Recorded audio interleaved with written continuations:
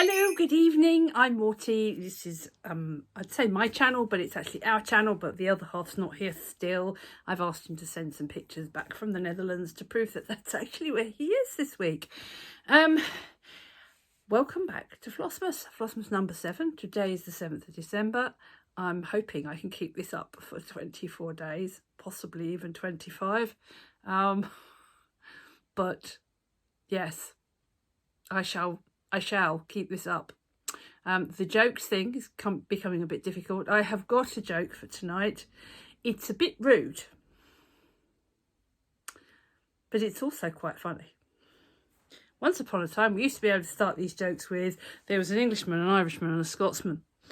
But you can't say that now, because it's deemed to be racist.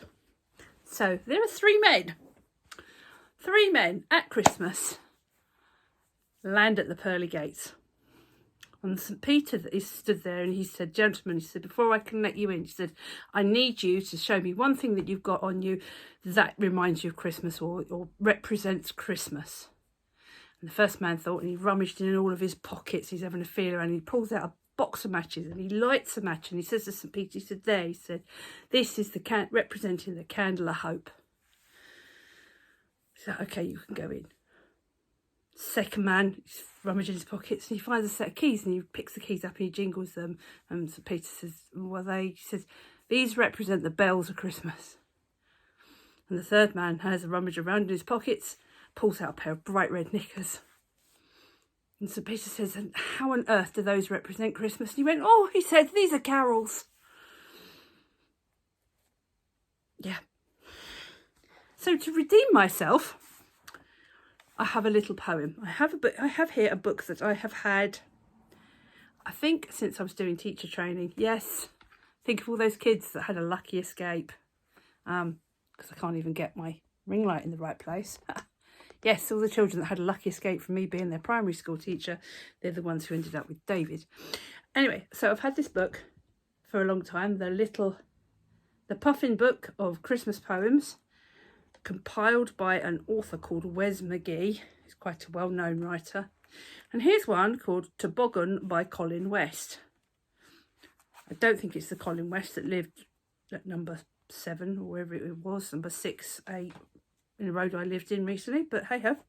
So toboggan. And it says here, to begin to toboggan, first buy a toboggan, but don't buy too big a toboggan. A too big a toboggan is not a toboggan to buy to begin to toboggan. Should I do that again? To begin to toboggan, first buy a toboggan, but don't buy too big a toboggan. A too big a toboggan is not a toboggan to buy to begin to toboggan. And on that note, moving swiftly on, not a lot to show you tonight. I have done some stitching on the Christmas galleries, and you can barely see it, but all the way along here is the palest pink you have ever seen. It's this colour. When you see it like that, it is pink, but like this, it's very, very pale.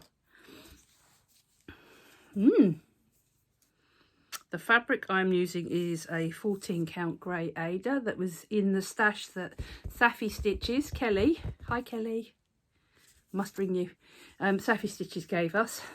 I have no idea who the manufacturer is or what the technical colourway is, but it's a dove grey. Yes, so that is going nicely. And if you're new here, if you haven't seen any of the previous videos, this is the chart that I'm working from. Christmas Calories by Sue Hillis Designs. So I'm working, on this bit here, just the top of the platter. I think that actually is. It's a pale pink. There you're back. Yes, he sat here purring, expecting something. So that's the only stitching. Don't have anything exciting to tell you about Christmas or anything that's coming up. I still haven't chucked any more baubles on the tree. Still need to do some decorating. Work is incredibly busy at the moment. Had a really good talk with my sister this evening about machine knitted jumpers. Yes, She used to do some really good machine knitted jumpers. So that just leaves us with number 7.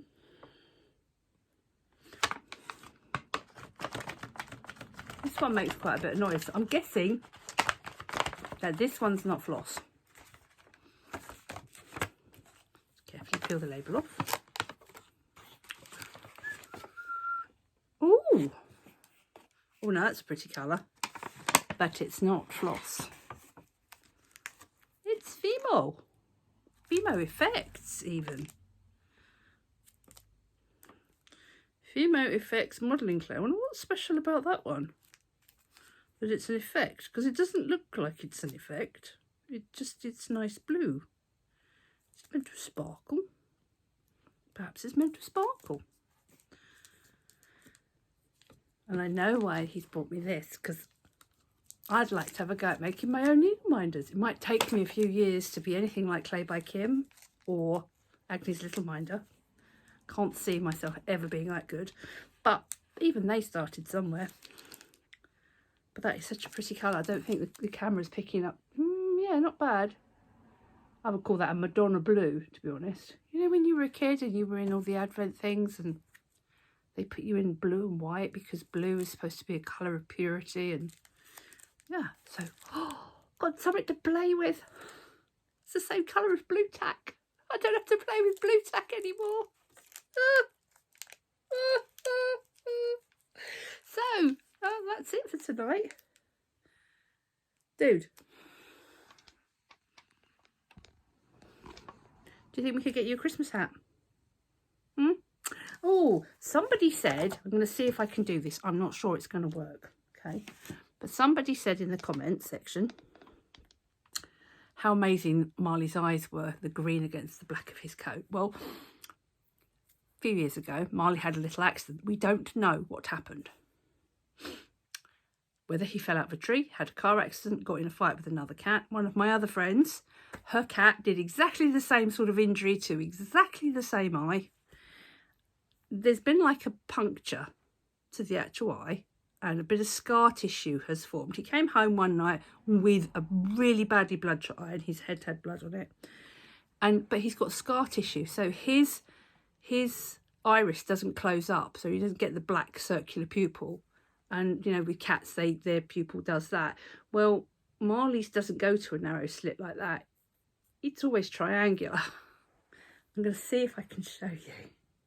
You're going to come show people your funky eye? Come on. Come on, let's see if people can see your funky... You're not going to be able to see it, but with this one, yeah, the ring lights makes it go funky. But yeah, you can probably see. I will get a photograph up on Instagram for you. You're very tolerant of me tonight, aren't you? Nope. Anyway, that's all I have to share.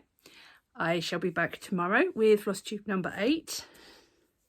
I don't think I'm going to get any Fimo playing with done.